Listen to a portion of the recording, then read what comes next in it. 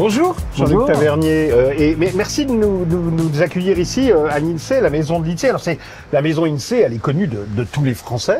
En tout cas, vous la connaissez très bien, puisque ça fait, si mon compte est bon, 13 ans que vous Bientôt, en êtes ouais. le patron. Alors, 13 ans, c'est plus qu'une durée, c'est une histoire. C'est plus que de la compétence, de la persévérance. C'est une passion, en fait. Oui, sans doute. Oui. C'est une passion qui vient de loin, parce qu'au sortir de ma formation initiale, en fait, j'ai été administrateur de l'INSEE, c'est un des corps techniques de l'État. Mais de fait, j'ai plutôt été du côté de Bercy, du côté du domaine de la politique économique, de l'analyse économique, de la prévision. Et j'ai plutôt roulé ma bosse dans ce domaine-là. Il peut y avoir un petit paradoxe, une petite surprise, à ce que ce soit plutôt un économiste qu'un statisticien qui soit à la tête de l'Institut. Je pense que c'est un gage de qualité, et c'est pour ça qu'il est d'usage que le patron de l'Institut soit quelqu'un qui a effectivement roulé sa bosse dans ce monde-là. Merci.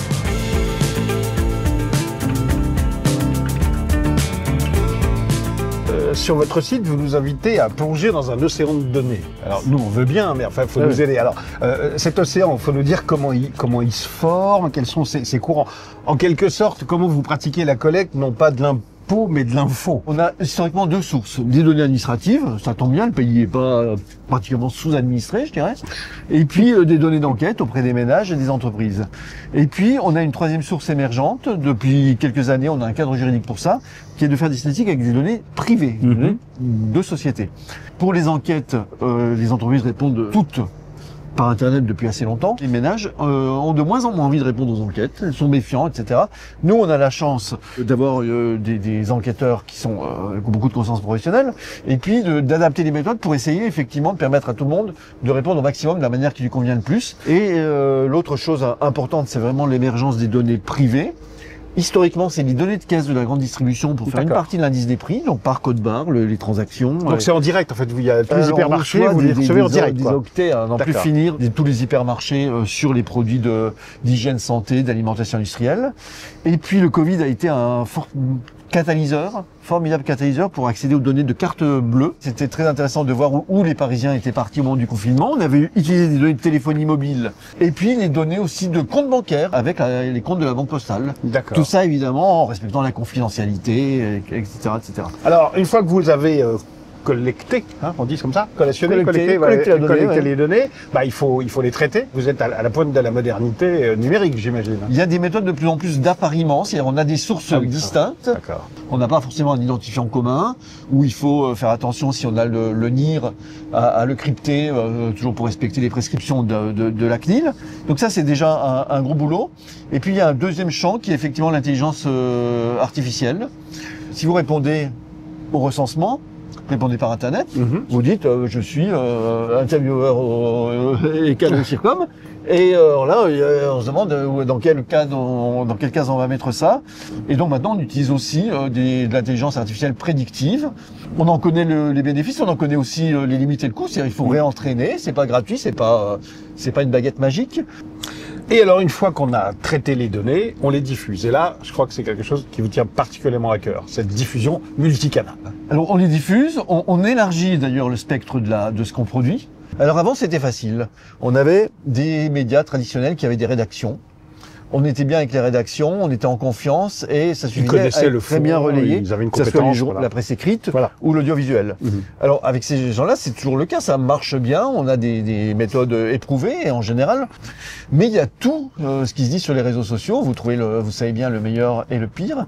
Et là, c'est vraiment un challenge pour tout le monde, et j'en parle aussi avec les homologues européens, tout le monde a ce problème, est confronté à ce problème, comment on fait pour aller au-devant de tous les publics, de ceux qui ne font pas confiance à une rédaction, mais qui s'alimentent. Qui disent que il y a des vérités relatives, et qu'il faut pas croire. Alors il faut être, on fait différentes choses, on fait feu de tout bois, à vrai dire. On a une page sur les réseaux sociaux, bon, on a X, Twitter, je sais pas si on regardera indéfiniment, mais enfin, on a une application INSEE mobile. On travaille avec l'éducation nationale pour que les professeurs de sciences économiques et sociales aient un matériel adapté. Mais aussi, moi, mon rêve, c'est que tous les collégiens apprennent ce que c'est que l'inflation, le chômage, combien il y a d'immigrés dans le pays. Mais je pense que c'est vraiment important. Voilà, faire monter le niveau économique du citoyen. Faire monter le niveau économique, en commençant peut-être par la base, à l'éducation nationale. Donc, c'est pas seulement technique, c'est civique. On Mais peut oui, le dire bien comme sûr, ça. oui.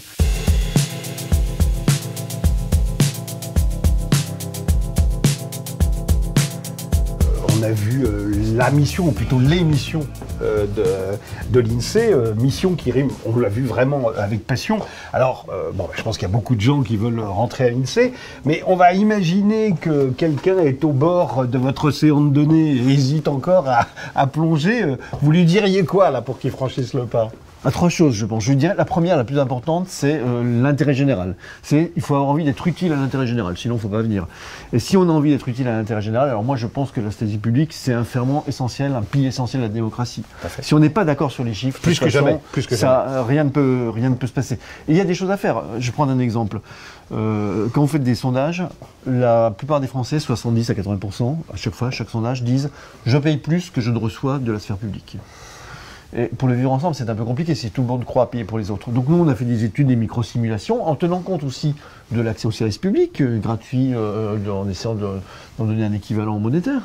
Et on trouve à ce moment-là que 3 Français sur 5 sont bénéficiaires nets et 2 Français sur 5 sont contributeurs nets. Et que finalement, ça établit un peu plus les conditions du vivre ensemble. Donc ça, c'est l'utilité pour l'intérêt général. La deuxième, c'est qu'on y fait des métiers très variés et qu'on peut assez facilement passer d'un métier à l'autre. Et puis, avoir un peu le temps de savoir sur quoi on veut se spécialiser. Et puis la troisième, je dirais, la preuve du pudding, c'est quand on le mange. Vous regardez les gens ici. En général, même quand data scientist, féru d'intelligence artificielle, il pourrait être payé beaucoup plus à l'extérieur. Le plus souvent, il reste parce qu'il trouve que le sujet est passionnant. La maison ne doit pas être si non plus je témoigne, on a fait notre tour et dans les conditions de travail. Et c'est très perceptible. Et l'ambiance assez bonne. Et donc voilà, il faut regarder ça. Voilà. Alors écoutez, j'ai l'impression que c'est un double message. D'abord, comme vous venez de faire, c'est un coup de chapeau à vos équipes qui travaillent avec vous à l'INSEE. Et puis finalement, on dit à ceux qui hésitent, allez, si vous vous sentez sensible à ce message, embarquez-vous, plongez dans le grand bain, destination INSEE.